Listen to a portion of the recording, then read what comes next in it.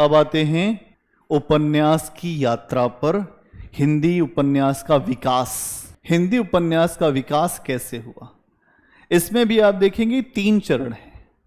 एक तो प्रेमचंद पूर्व, प्रेमचंद का युग और उनके पश्चात का, तो 3 चरण बना लो।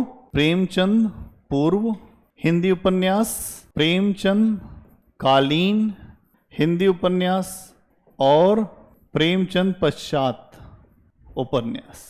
उपन्यास का मतलब यह अंडरस्टूड है कि हिंदी ही होगा। अब एक एक करके हम समझेंगे। इसको ये भी कह सकते हैं कि जो प्रेमचंद पश्चात है उसको हम क्या कह सकते हैं, प्रेमचंदोत्तर भी कह सकते हैं। प्रेमचंदोत्तर का मतलब क्या है, उनके बाद। तो सबसे पहले हम बात करेंगे प्रेमचंद पूर्व हिंदी उपन्यास। 1882 से 1916 के बीच में जो रचनाएं लिखी गई वो इसी वर्ग में आएंगी। प्रेमचंद पूर्व ये हिंदी उपन्यास का बहुत प्रारंभिक काल था, आरंभिक चरण था। क्या क्या होगा यहां आप सब जानते हैं कि आदर्श होगा, रोमानियत होगी, ये सारी चीजें दिखेंगी। लेकिन धीरे धीरे 1916 तक आते आते आप देखेंगे कि यहां पर ये चीजें कम होती जाएंगी। स्टार्टिंग में तो खूब दिखेगा, लेकिन धीरे धीरे जब भी कोई चीज शुरू होती है तो शुरू होते समय तो उसमें वो चीजें जो पीछे से हैं वही सब दिखेंगी, लेकिन धीरे धीरे वो चीजें अपना कलेवर बदलती हैं।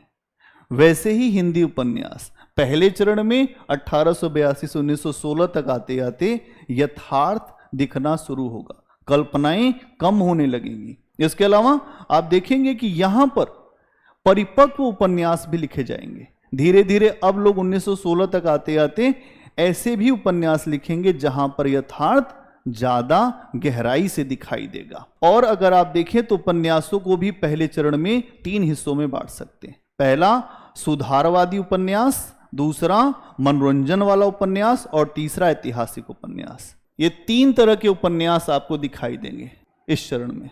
सुधारवादी या तो कुछ सुधार की बात होगी, सुधारवादी मानसिकता होगी, उससे जुड़ा हुआ उपन्यास होगा, या वो मनोरंजन के उद्देश्य से लिखा जाएगा, या ऐतिहासिक परिप्रेक्ष्य को लेकर लिखा जाए। अगर आप ऐतिहासिक परिप्रेक्ष्य की बात करें तो बहुत सारे उपन्यास ऐतिहासिक परिप्रेक्ष्य को लेकर लिखे जाते हैं। जैसे दिव्या को देख सकते हो, उसमें इतिहास का आवरण लेकर पीछे की बात बताई गई है और इसीलिए वैसी ही शब्दावली भी रखी गई है। तो 3 तरह की चीजें आपको स्पष्ट रूप से दिखेंगी यहां पर। अब सुधारवादी उपन्यास में सबसे पहले बात करते हैं कि सुधारवादी उपन्यास या नैतिक उपन्यास क्या होता है। नैतिकता की बात, जैसे आपने देखा कि जो फिल्लौरी की रचना थी भाग्यवती, उसमें क्या था कि ऐसा एक आदर्श स्थापित करना चाहते हैं कि भारतीय महिलाओं के लिए एक पोथी है वो, और इस पोथी से ही महिलाएं अपने गृहस्थ जीवन का धर्म ग्रहण करेंगी। तो इस समय ऐसी रचनाएं हैं। ये मूलतः धर्म सुधार और नव जागरण की प्रेरणा से इस प्रकार की रचनाएं की गई हैं। और यहां पर वही लोग दिखाई देंगे जो भारतेंदु हरिश्चंद्र के सहयोगी हैं। उनके सहयोगियों में कौन है, श्रद्धाराम फिल्लौरी। वैसे ही लिखेंगे कि जहां पर कुछ बड़े आदर्श स्थापित करना हो कि महिलाएं हमेशा, आज की नहीं, हमेशा महिलाएं जब भी गृहस्थ धर्म की बात करेंगी तो भाग्यवती उनके लिए एक बड़ा प्रेरणा देने वाला रहेगा। ये सांस्कृतिक और सामाजिक पतन जो हो रहा है समाज का, कि संस्कृति के आधार पे कोई आपके ऊपर आरोप लगा रहा है कि आपकी संस्कृति खराब है। अंग्रेजों ने तो सबसे पहले यही बोला ना कि आप जंगली हो, आप जंगल से आए हो। हम क्यों आए हैं, हम आपको सभ्य बनाने आए, सिविलाइज करने आए। आप लोग बड़े ही मूर्ख टाइप के लोग हो। लॉर्ड मैकाले कहता है कि यूरोप के पुस्तकालय की अलमारी का एक सेल्फ भारत और अरब के पूरे साहित्य से बढ़कर है।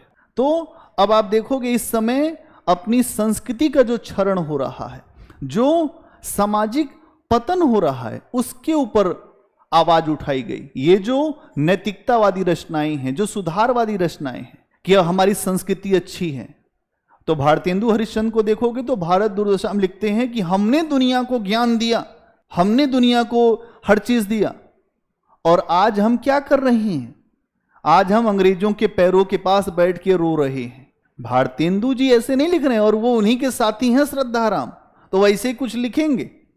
तो इस चरण के जो रचनाकार हैं वो सांस्कृतिक और जो धार्मिक सामाजिक जो भी पतन हो रहा है उसके ऊपर लिखेंगे।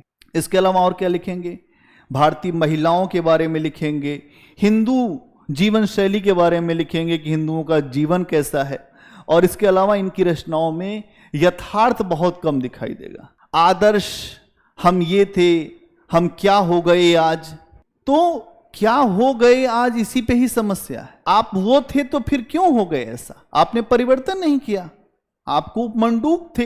भारत में 200 वर्ष अंग्रेज रहे, तो क्यों रहे? क्योंकि हमने रहने दिया। अफगानिस्तान में तो नहीं रह पाए, चीन में तो नहीं रह पाए।